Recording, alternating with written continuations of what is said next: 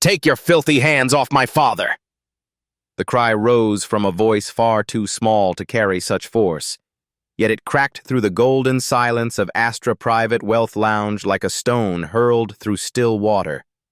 Every face turned, every whisper died, and in the center of that room, marble floors glowing like wet ice, chandeliers dripping with cold light, stood a little girl with her arms flung wide as if she were protecting the last good man left in the world. Her name was Lena Reyes, 7 years old, hair tied unevenly, knees slightly trembling inside worn sneakers. In her left hand dangled a patched brown rabbit she had slept with since she was 2. In her right hand, a fist so tight her knuckles glowed white. She was small, achingly small, but nothing in her posture suggested she was afraid. Her father, Michael Reyes, froze behind her. A custodian's jacket hung over his shoulders, the sleeves slightly frayed, the scent of industrial cleanser clinging to the fabric as if it had seeped into the threads. He was a man used to being overlooked, used to standing in the corners of rooms like this one where wealth insulated people from humility. But nothing had prepared him for the sight of his daughter facing down a room full of millionaires and telling them to take their hands off him. The young manager who had grabbed Michael's wrist recoiled like he'd been slapped.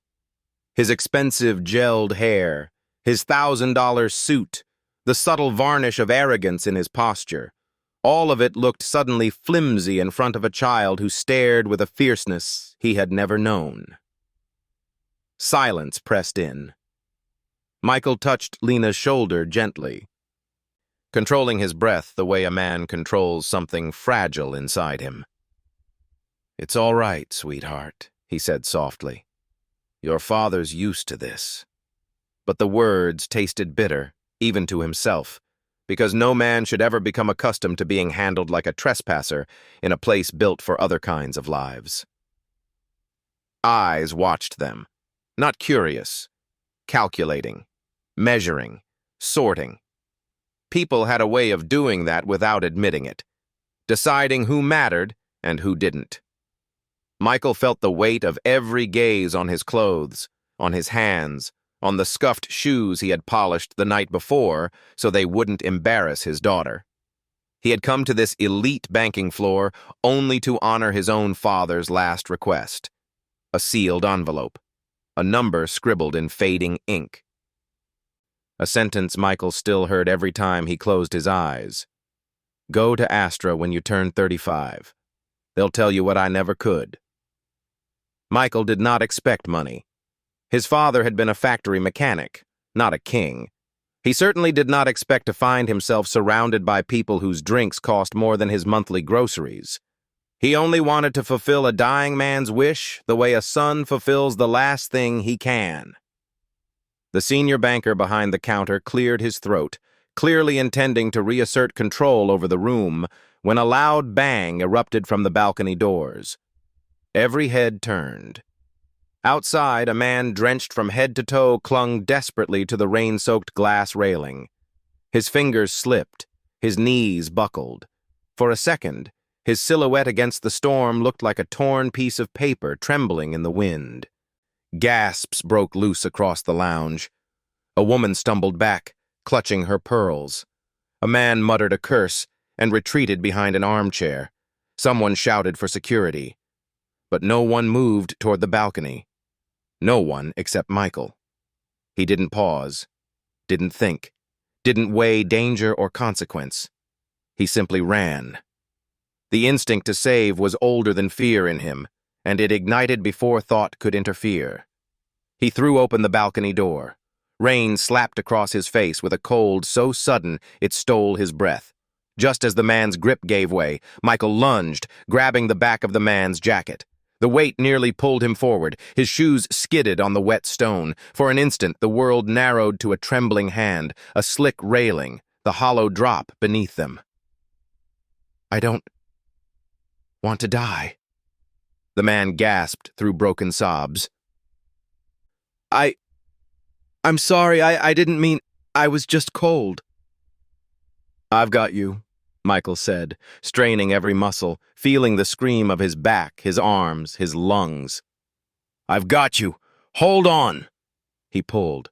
Harder, harder still. A grunt escaped him, raw and painful. Then, with one final heave that left his arms shaking uncontrollably, he dragged the man onto the balcony floor. The stranger collapsed against him, sobbing into Michael's chest like a child who had finally been found.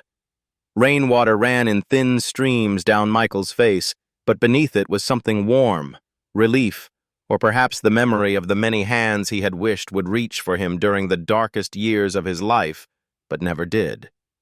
Inside the lounge, the millionaires stood in stunned silence. The janitor they had mocked without words had done what none of them had dared.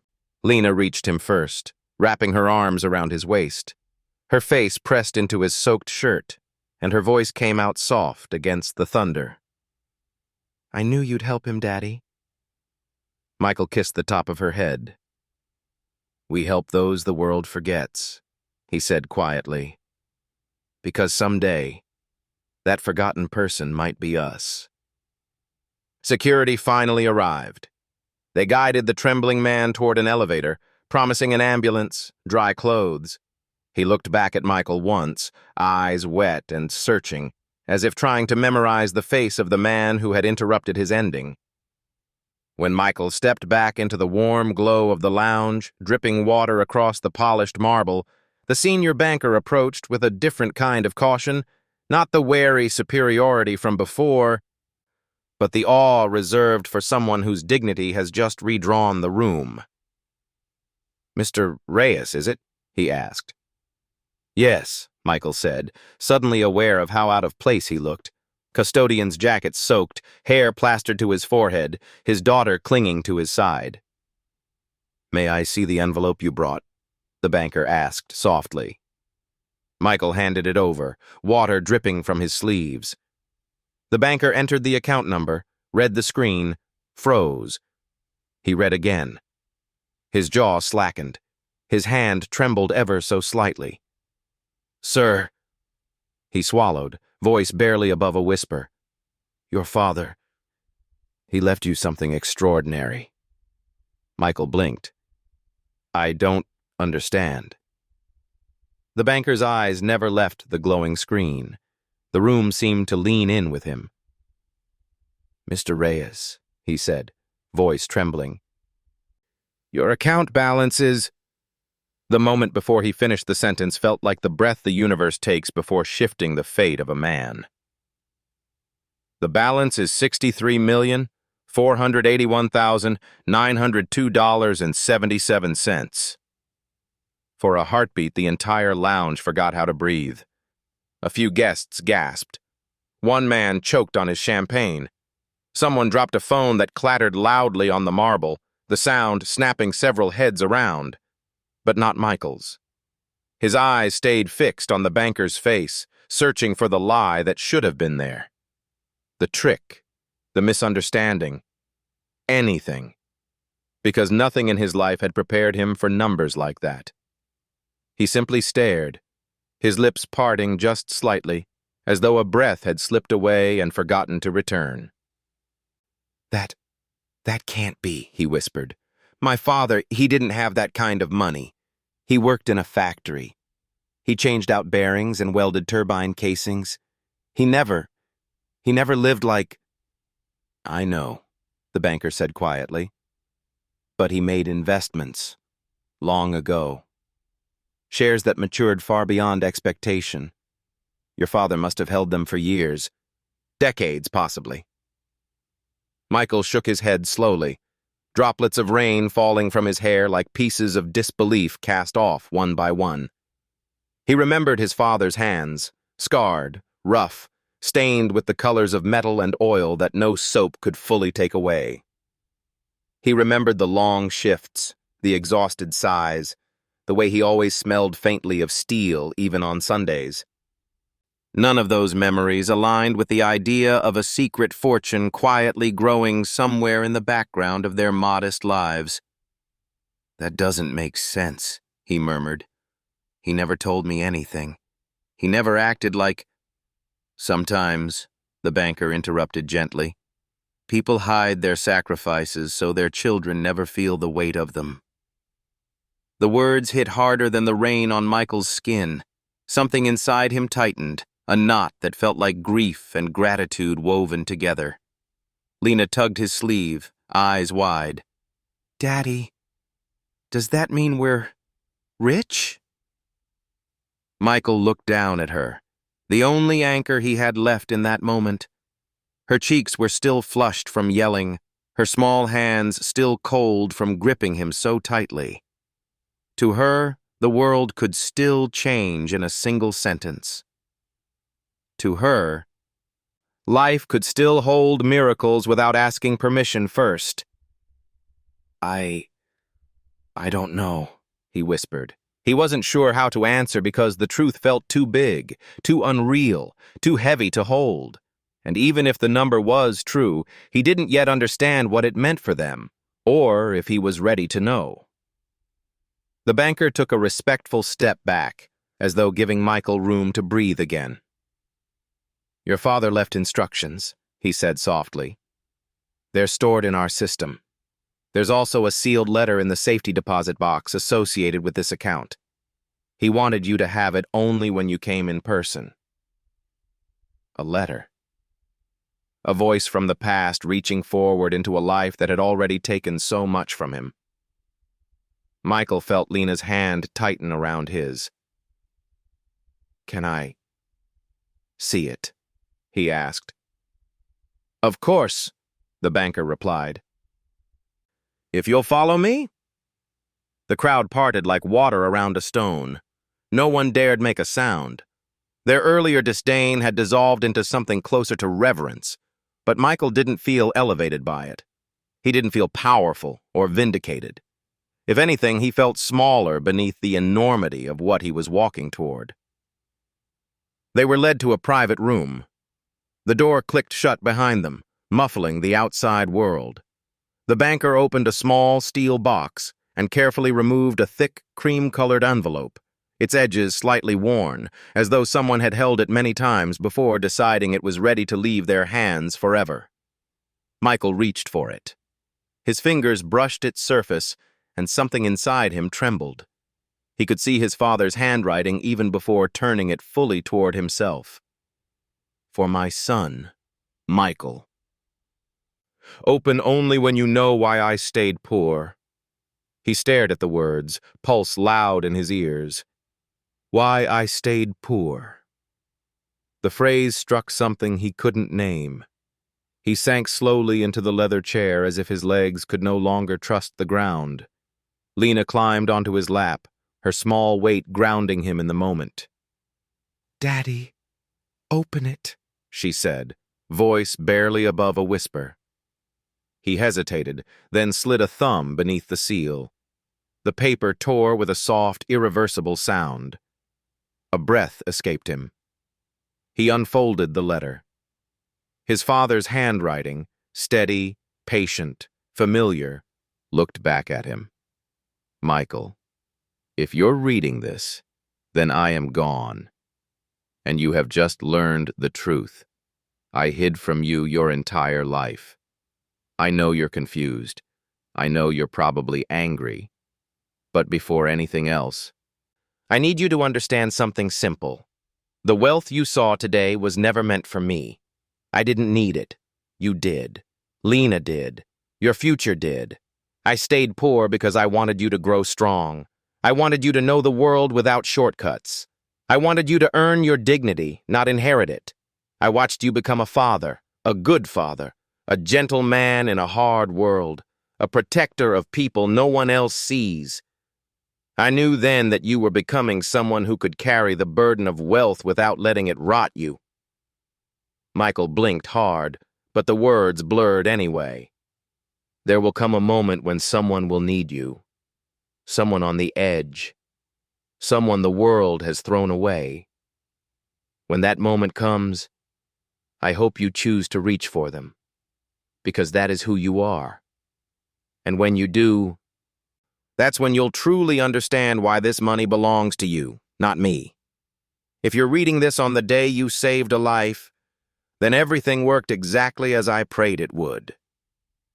Your father, Michael, inhaled sharply, the letter trembling between his fingers. The balcony. The man hanging over the drop. The desperate eyes. His father hadn't known the details, but he had known his son. Lena looked up at him, concern filling her eyes. "Daddy, what did Grandpa say?" Michael touched her cheek gently, brushing a strand of hair away. "He said," Michael whispered, voice breaking, "that he always knew I'd be the one who reached out." He held the letter to his chest, feeling its weight against his heart. The banker remained respectfully in the corner, a witness to something he did not fully understand but instinctively recognized as sacred. When Michael finally looked up, the banker lowered his head slightly, not out of formality, but reverence. "There are more details," he said softly. "Your father placed the money in a trust. He left guidance.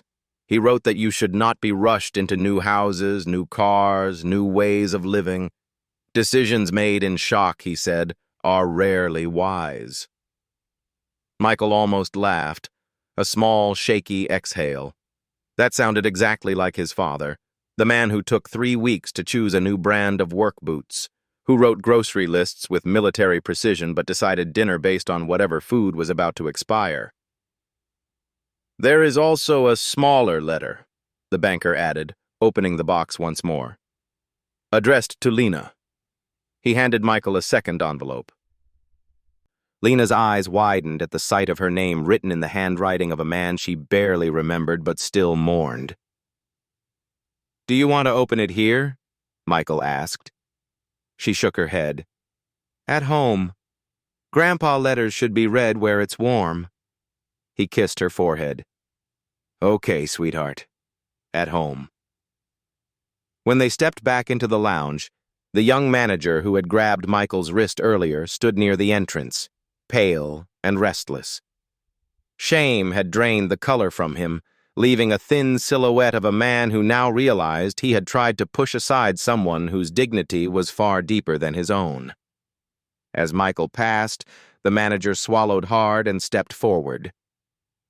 "Mr. Reyes," he said, voice shaking, I owe you an apology. I didn't know. I had no idea who you were." For the first time in hours, Michael felt a quiet clarity settle in him. He looked into the man's eyes, not with anger, not with triumph, but with the stillness that comes from years of being ignored, overlooked, misjudged, and deciding anyway to remain kind. "You shouldn't need to know who someone is to treat them with respect," Michael said. The manager's shoulders crumpled. He nodded, unable to speak. Michael walked past him without bitterness. He held Lena's hand, the letter in his pocket, and a lifetime of storms behind him. The wealth, the staggering, impossible wealth, did not change how he moved. It only illuminated what had always been true. He was a man who did not need riches to live richly. A man who had survived the world's cruelty without letting it steal his tenderness. A man who saved people on instinct because someone once saved him, even if that someone was gone now. In the elevator, Lena leaned against him and whispered, "Daddy, are we different now?" Michael looked at their reflections in the mirrored walls. A small girl holding a rabbit toy, her ponytail messy, her eyes still full of trust. A man in a wet jacket, tired eyes, weary posture, and something else beneath all that. A strength carved from years that had tried and failed to break him. "No," he said softly. "We're the same, sweetheart. But maybe now we get to breathe a little easier." The elevator doors slid open. For the first time in a long time, Michael felt something unfamiliar rise quietly inside him. Not hope, not relief, possibility. The rain had softened to a thin silver thread by the time they stepped out of Astra. The city, washed clean by the storm, glowed under the streetlights like someone had poured warm honey over all its edges. Cars hummed by. People hurried beneath umbrellas. Life moved in its usual, indifferent rhythm. Only Michael felt the shift inside him, like a compass needle trembling toward a direction he had never noticed before. He held Lena's hand as they walked. The wind was cool, carrying the faint smell of wet pavement and street food from a cart closing up for the night. Lena skipped occasionally, her shoes making light splashes in puddles she couldn't resist. "Daddy," she asked, "are you thinking about Grandpa?" He nodded. "Yeah, sweetheart, I am." "Does it make you sad?" He hesitated. "A little, but mostly, it makes me proud." She smiled, a small, knowing smile that didn't fully belong to a child and yet fit her perfectly. "Grandpa was smart," she said. "He knew you were a hero." Michael closed his eyes briefly. Hero was a word he had never allowed himself to wear. Heroes were people who didn't cry in the shower with the water running so their children wouldn't hear. Heroes didn't skip meals so there would be enough food for their daughters. Heroes didn't spend nights sweeping floors and pretending the ache in their spine was just fatigue, not loneliness. Yet to Lena, he was one. And to his father, it seemed, he had always been enough. Their apartment building looked the same as always. Chipped paint, dim lights, a stairwell that smelled faintly of old cardboard and detergent. But tonight, Michael saw it differently. Not with the disdain people reserved for the poor, nor with the hunger to escape it, but with the quiet ache of someone standing on the border between the life he knew and the life waiting to unfold. Inside, the familiar warmth greeted them. The hum of the fridge, the soft creak in the floorboard near the table, Lena's drawings taped crookedly along the hallway. Lena climbed onto the couch with her rabbit and sat cross-legged, the small envelope resting on her knees. "Can I open it now?" she asked. Michael nodded. She tore the seal carefully, as if afraid the paper might crumble like a leaf. Inside was a single page, handwritten, just like his. She unfolded it and read aloud, voice small but clear. "Dear Lena, if you're reading this, it means you are old enough to remember kindness. Your father grew up learning how to give it. I hope you grow up learning how to carry it. People will forget many things, but they will never forget gentleness. Be gentle, little one. The world has enough storms. Love, Grandpa." She lowered the letter slowly, as if something fragile rested inside those simple words. Then she pressed it to her chest. "Daddy," she whispered. "He really loved us." Michael nodded, unable to speak. He pulled her into his arms. She smelled of rain and sleep and crayons. He felt her heartbeat flutter against him, steady and real, something no amount of money could ever replicate. When she finally fell asleep, letter tucked safely beneath her pillow, Michael sat alone at the small kitchen table, the hum of the refrigerator filling the silence. He took out his father's letter again and read it under the soft, lonely glow of the overhead light.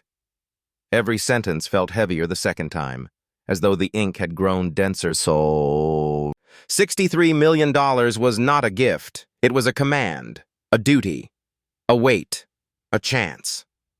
He rose and drifted to the window. Down on the street, a man pushed a shopping cart full of bottles, humming to himself in the dark. Further away, a woman carrying groceries struggled with her keys. Life moved on, unaware of his new burden. The poor remained poor. The tired remained tired. And Michael. Michael was no longer the same man he had been that morning. He placed a hand against the cool glass. Maybe the money wasn't the miracle. Maybe he was supposed to be. For the first time in years, perhaps since the day Lena was born, he whispered into the darkness, "Dad, I hope I can be the man you believed I could be." The apartment was quiet, but somehow the silence felt like an answer. Morning arrived quietly, not with sunlight. There wasn't much of that in their narrow apartment, but with the soft rustling of Lena waking beneath her blanket. Michael had dozed off at the table, forehead on his folded arms, his father's letter beside a mug of cold coffee. When Lena padded over barefoot and touched his shoulder, he lifted his head slowly, eyes still heavy with a night's worth of thoughts he hadn't outrun. "Daddy," she whispered, "you fell asleep here." He smiled faintly. "Looks like I did."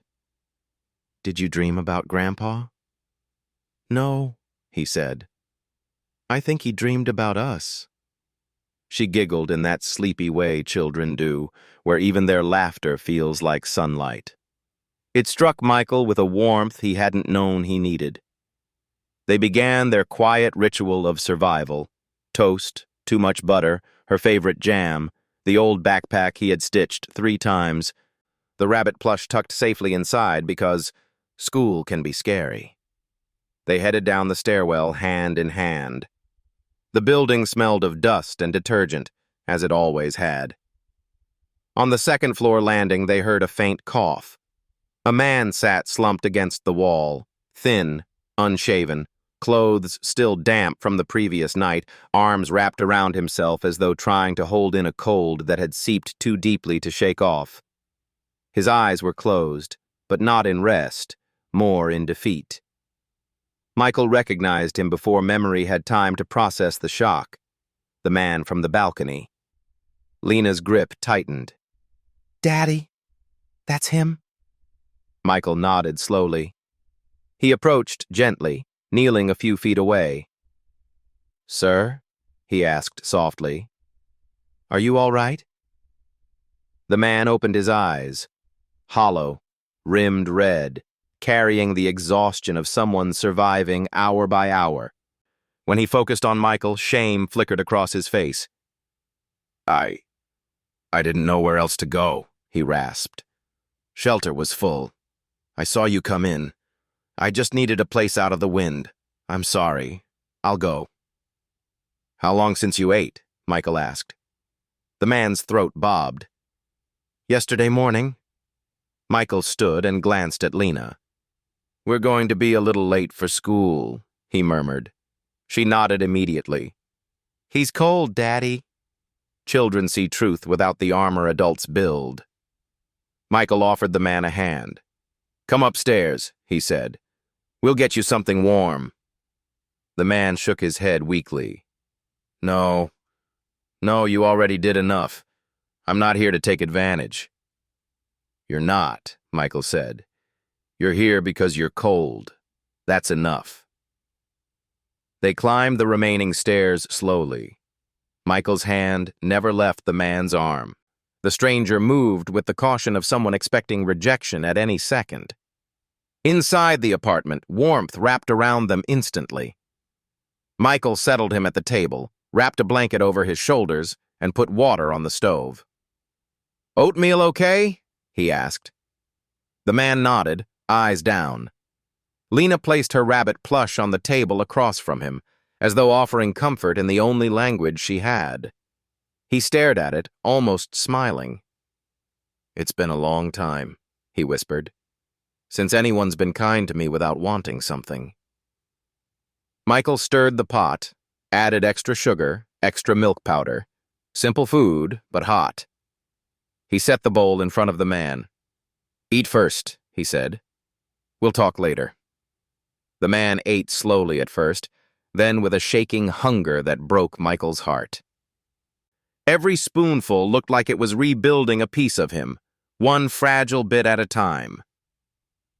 After walking Lena to school, Michael returned to find the man sitting where he'd left him, staring at a framed photo on the table.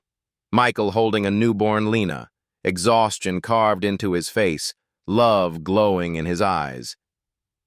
"She looks happy," the man murmured. "She's everything," Michael said quietly. "You're a good father," the man said. Michael let out a long breath. "I'm trying." They sat in silence for a moment. "What's your name?" Michael asked. The man hesitated, like he had to reach back through several lifetimes to find it. "David," he said at last. Michael nodded. "I'm Michael." David looked toward the bathroom, toward the closed door, the small home he'd been allowed to enter. "I don't have anything," he said thickly. "No ID. No job, no place to sleep, no way to start over." "You have a pulse," Michael said simply. "That's more than you had last night." David let out a weak laugh. "You don't even know me." Michael looked at him steadily. "I know enough." The shower ran for a long time after Michael offered it, longer than he expected. Steam slipped out from beneath the door, carrying a scent of cheap soap and something like renewal. While David washed, someone knocked at the door. Michael opened it to find Mrs. Hargrove, his 72-year-old neighbor from down the hall. She was frail but carved from something that refused to bend. She held a torn grocery bag in one hand and a trembling cane in the other. "Michael?" she called. "Are you in there?" He opened the door wide. "Morning, Mrs. Hargrove. Everything all right?" "No," she said with a sigh. "The elevator's out again, and my son's not coming this week. Could you carry a few bags up later? Only if you have time, dear." Michael took the bag from her immediately. "I'll help you now." "Oh, bless you," she breathed. "I'm sorry to trouble you." "You're never trouble," he said. He walked her groceries up, listening to her talk about arthritis and old songs and the husband she still spoke to at night. When he came back, David was out of the shower, wearing an old t-shirt and sweatpants that were a size too big, clothes from a life when Michael had been broader, younger. David stood awkwardly by the window, hands still damp. "You help everybody, don't you?" he asked. Michael shrugged, suddenly self-conscious. "Not everybody. Just the ones in front of me." David's eyes softened. "Maybe that's why your father trusted you with so much." Michael didn't answer. The thought unsettled him in ways he couldn't name. They sat again. Michael poured coffee into 2 chipped mugs. David wrapped his hands around his like it was the first warm thing he had held in days. "Do you want to tell me what happened?" Michael asked gently. "If you don't, that's all right. I just want to know how to help." David stared into the coffee, the surface trembling slightly. "I had a daughter," he said finally. "She would have been about Lena's age now." His voice roughened. "She loved ballet. Pink shoes, twirling in the living room. One night I was supposed to pick her up from practice. I was late. A drunk driver crossed the wrong lane." He swallowed hard. "By the time I got there was nothing left to fix. I lost her in one night. Lost my marriage in the months after. Lost my job. Everything fell like dominoes. I kept thinking there'd be a bottom, but it turned out there wasn't. Just more falling." He let out a broken breath. "When I stood on that balcony at Astra, I didn't think I want to die. I just thought I want it to stop." Michael closed his eyes. "I'm sorry," he said quietly. David gave a humorless smile. "Most people cross the street to avoid me. You pulled me back from the edge. You brought me into your home." He shook his head, voice trembling. "Why?" Michael thought of his father's letter. "There will come a moment when someone will need you, someone on the edge, someone the world has thrown away. When that moment comes, I hope you choose to reach for them." He could almost hear his father's voice in the quiet. "Because someone once went this far for me," Michael said softly. "And because I think I'm done pretending my life doesn't mean anything." David looked away, blinking hard. "What if I mess this up?" he whispered. "What if I don't know how to be someone worth helping?" Michael stood, resting a hand on his shoulder. "You don't have to be worth helping," he said. "You just have to be willing." David's breath hitched. A tear slipped down his face. "Then I'm willing," he whispered. "That's enough," Michael said. He glanced at the clock. His shift was approaching. "I have to go to work tonight. There's leftover soup in the fridge. Make yourself at home. You can stay here for a few nights. After that, we'll work out a plan. Real steps, one at a time." David stared at him. "Are you sure?" "No," Michael said honestly. "But I'm going to do it anyway." When he left for work, closing the door gently behind him, the weight on his shoulders no longer felt like a burden. It felt like purpose. The next day, the knock came around mid-morning. 3 precise taps. Michael opened the door to find Ms. Chen from Astra standing there. In the polished corridors of the bank, she had seemed untouchable, wrapped in steel and light. Here, under the yellowed hallway bulb, she simply looked human.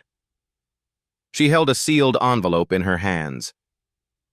"Mr. Reyes," she said softly, "I hope I'm not intruding. Your father left additional instructions with our legal department. He asked that this be delivered not on the day you learned of the account, but later, once you'd had a chance to see what kind of man you had become." Michael's fingers tightened around the door frame. "May I come in for a moment?" she asked. He nodded and stepped aside. David rose awkwardly from the couch. Lena, sitting beside him with crayons scattered around, watched with open curiosity. Ms. Chen took in the scene quickly. A man in borrowed clothes, a child with paint on her fingers, a humble apartment that smelled faintly of coffee and hope. She placed the envelope on the table. "There are 2 letters inside," she said. "One addressed to you, Mr. Reyes. One addressed to—" Her gaze moved to David, lingering. "To someone your father called the man my son will find one day." David's breath caught. "He wrote to me?" he whispered. "He didn't know me." Ms. Chen shook her head gently. "He didn't know your name, but he knew something about the kind of man his son would stop for." She left them with a small bow of the head, as if leaving a temple. Michael sat at the table, Lana on his left, David on his right. He opened the envelope with careful hands. 2 letters slid out. He unfolded the one with his name first. "Son, you will meet a man someday who carries a storm inside him. Help him, not because he is weak, but because he is what you once were. And because the world becomes smaller every time we walk past someone whose pain echoes our own. You have my strength now. Use it to pull others from the edges I could not reach." "Dad." Michael's throat tightened. He passed the second letter to David. David stared at his own trembling name, written by a man he had never met, and opened it. "To the man my son will find one day, you are not lost. You are grieving. There is a difference. I served beside men who carried storms so heavy they forgot they had hands left to reach for help. I could not save them all. That is my sorrow. Please let my son help you. He carries the part of me that still believes in second beginnings, and you, whoever you are, carry a story that is not finished. Don't leave it mid-sentence. A father who believes in second chances." David covered his face with both hands. The sobs came heavy, guttural, as though they had been waiting years for permission. Lena slipped off her chair and climbed into his lap, resting her head against his chest, the way she did with Michael when his nightmares woke him. "It's okay to be sad," she whispered. "But you're not allowed to be sad alone. That's the rule in our house." David clung to the letter like a lifeline. For the first time since his daughter's accident, he allowed himself to believe that his story might not be over. For 3 days, the apartment felt different, quiet, but no longer in the lonely way it used to be. There was a softness in the air, like grief itself was learning to sit down without crushing anyone. David slept on the couch. He still woke sometimes with a sharp breath, eyes wide and wild. But now, when he did, Michael was there with a hand on his shoulder. Lena was there with a glass of water, or a rabbit plush, or a whispered joke about how even nightmares had to go to bed eventually. By the fourth morning, the sky beyond the cracked window was a clear, unapologetic blue. David stood by the glass, coffee in hand, watching sunlight creep across the rooftops. "You're up early," Michael said. David nodded. "Your couch is too comfortable. Dangerous." "How do you feel?" Michael asked. David thought for a moment. "Still broken," he said honestly. "But not breaking." That was enough. Later that week, Michael suggested they go back to Astra together. "I need to sign some documents," he said. "About the trust, about how to use it. And there's something my father left in a storage box there. They said it wasn't just financial." He hesitated, then added, "Come with us, both of you." David's fingers tightened around his mug. "Are you sure they'll let me in there?" Michael met his gaze. "I'm sure they'll let us in." Lena reached for David's hand. "You're part of our story now," she said matter-of-factly. "Stories don't leave people behind." Astra's marble gleamed under the late morning light. This time, as Michael stepped through the revolving doors, he did not feel small. Not because of the money, but because of the two hands he held, Lena's on one side, David's on the other. The receptionist recognized him instantly and stood a little straighter. "Good morning, Mr. Reyes," she said. "Ms. Chen is expecting you." There was no confusion now. No one mistook him for maintenance.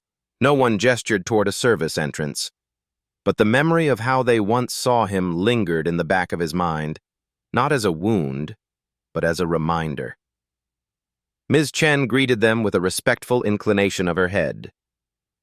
"Mr. Reyes," she said. "Lena, Mr. Hale." David flinched at the sound of his last name.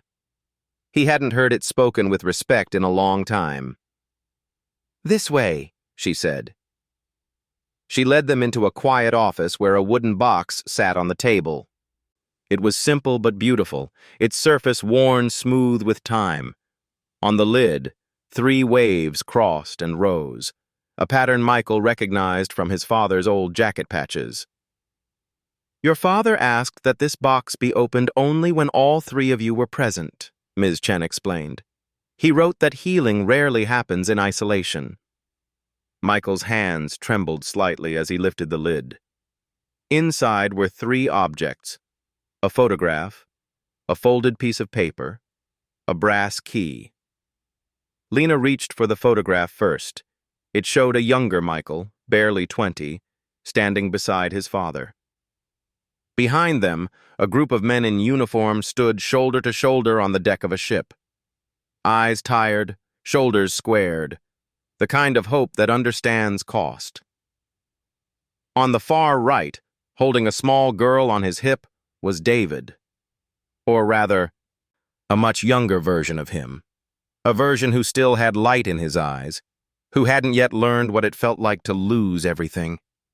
David's hand flew to his mouth. "That's..." His voice broke. "That's me.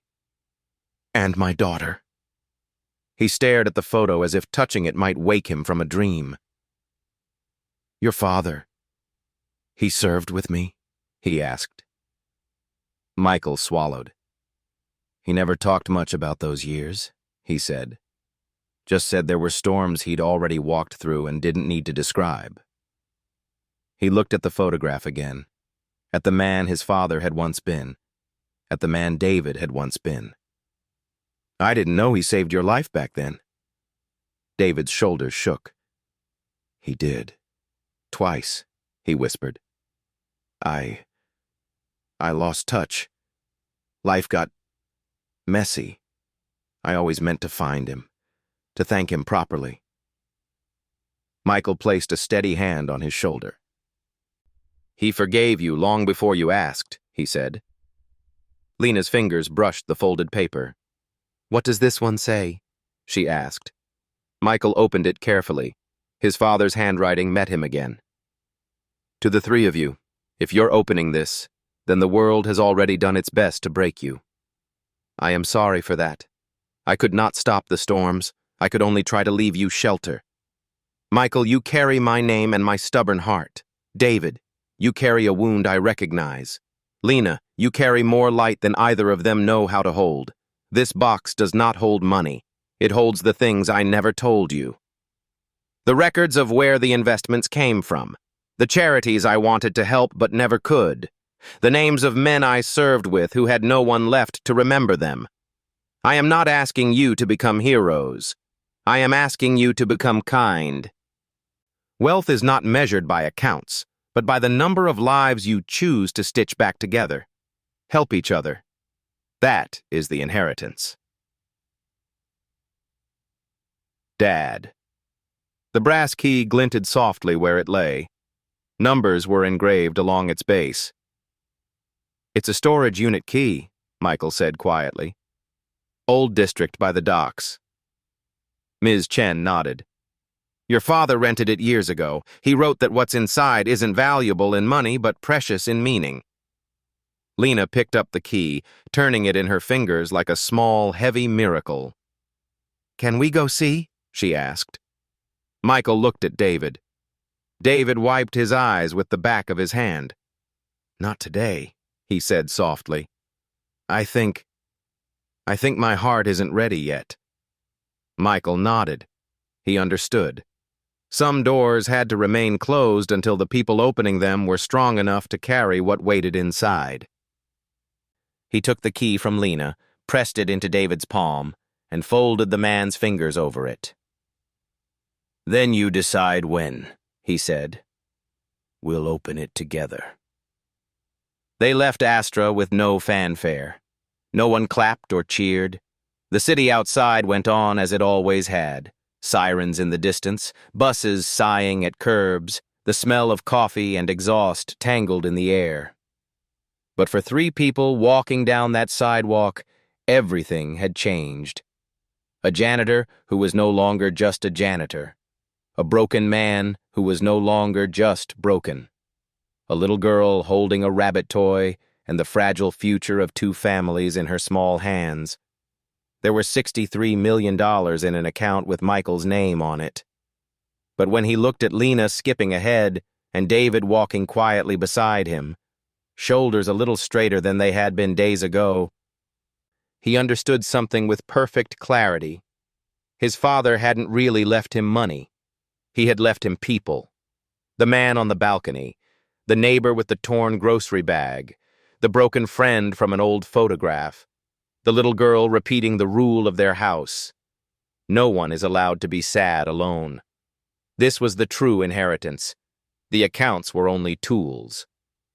As they turned the corner toward home, Lena ran back to them and slipped her hands into theirs, one on each side. Daddy? She asked. Are we rich now? Michael looked down at her, then over at David. He thought of the trunk waiting in the storage unit, of the names his father had left in that box, of the storms the three of them had survived to stand on this ordinary sidewalk. Yes, he said quietly. We are. He squeezed their hands. But not for the reason they think. And somewhere, just beyond the noise of the city, it felt as though an old mechanic with scarred hands and a tired back finally laid his burdens down, satisfied that the story he'd begun in secret would be finished not by wealth, but by love.